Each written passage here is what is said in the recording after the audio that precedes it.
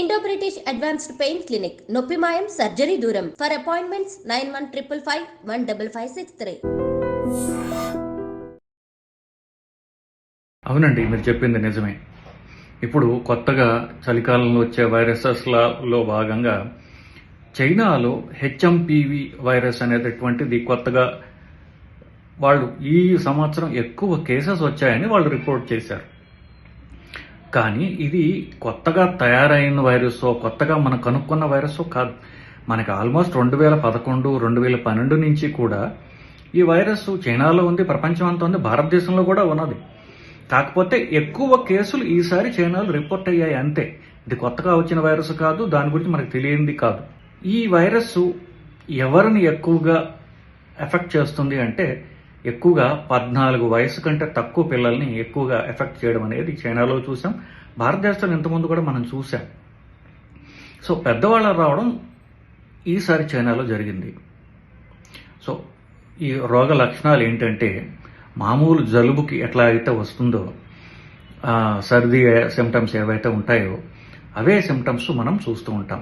అంటే ముక్కు కారడం, కొంచెం జ్వరం రావడం, గొంతు నొప్పి, పొడి దగ్గు ఇట్లాంటివి జరుగుతుంటాయి. ఈ హెచ్ఎంపివి వైరస్కి మాత్రం పిల్లల్లో ఎస్పెషల్లీ అది ఊపిరితిత్తుల్లోకి సోకి న్యూమోనియా అంటాం. సో అది తగ్గని జ్వరంతో కంటిన్యూస్గా దగ్గుతోటి 3 రోజుల కంటే ఎక్కువ మనం రావడం గమనిస్తూ ఉంటాం. ఇది పిల్లలు ఎక్కువ చూసే వైరస్ అని చెప్తున్నాం. కొంతమంది హాస్పిటల్ అడ్మిట్ అవ్వడం, వెంటిలేటర్ అవసరం పడటం కూడా మనం ఇండియాలో రిపోర్ట్ చేయడం మనం గమనించాం.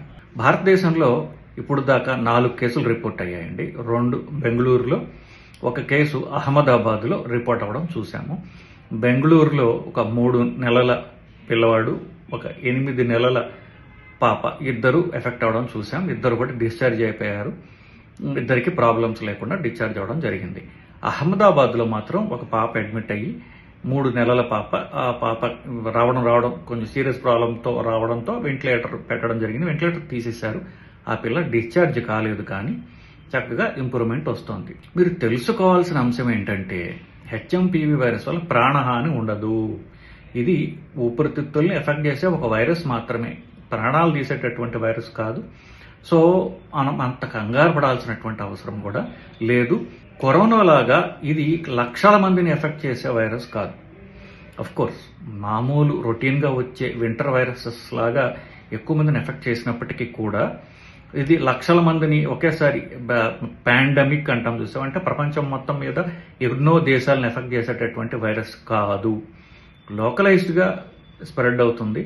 అక్కడతో అది ఇంకా స్ప్రెడ్ అయ్యే లోపల తగ్గిపోతుంది. సో పాండమిక్ లెవెల్లో వచ్చేటటువంటి వైరస్ ఇది కాదు.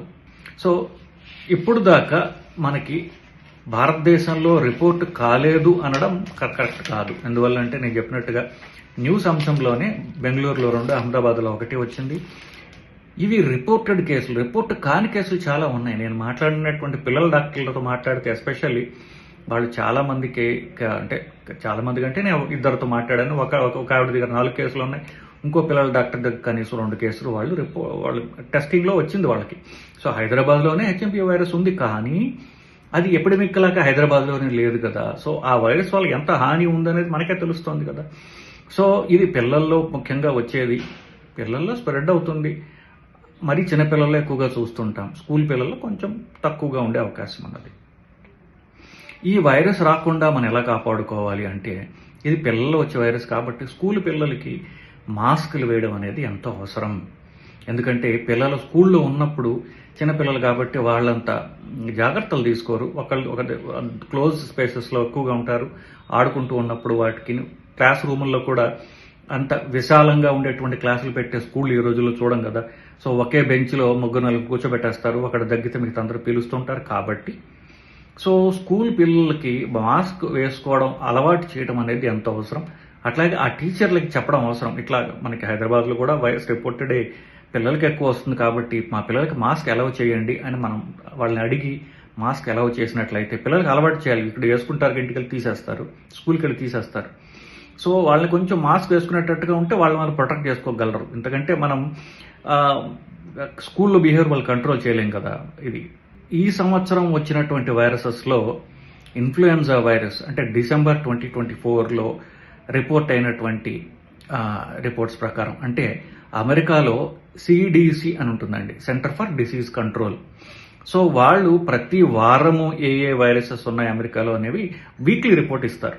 సో దాని ప్రకారం చూసినప్పుడు ఇన్ఫ్లుయెన్జా కామనెస్ట్ వైరస్, తర్వాత పిల్లల్లో వచ్చే వైరసెస్ కొన్ని ఉన్నాయి, ఆర్ఎస్వి అని ఇట్లాంటివి. తర్వాత మూడో పొజిషన్లో హెచ్ఎంపీవీ వైరస్, 4వ పొజిషన్లో కరోనా ఉన్నది. ఈ సంవత్సరం ప్రతి సంవత్సరం కంటే కరోనా కేసులు బాగా తక్కువగా గమనిస్తున్నాం. మిగతా వైరస్ల వల్ల ప్రాబ్లమ్స్ వస్తున్నాయి తప్ప కరోనా ఎక్కువ లేదు. సో హెచ్ఎంపీవీ వైరస్ వల్ల ప్రాణహాని అంటూ ఇప్పుడు దాకా చైనాలో కానీ ఇండియాలో కానీ రిపోర్ట్ కాలేదండి. సో దీనివల్ల ఏదో ప్రమాదం జరగబోతోంది, పాండమిక్ లెవెల్లో ఉంది, ఇలాంటివి అన్నీ కూడా దుష్ప్రచారాలు మాత్రమే. లేదా వాళ్ళు పూర్తిగా రీసెర్చ్ చేయక కనీసం ఇంటర్నెట్లో కూడా ఈ వైరస్ గురించి చదవకుండా చేసినటువంటి స్టేట్మెంట్లు తప్ప దీనిలో ఇవి అన్నీ కూడా సత్యజూరాలే.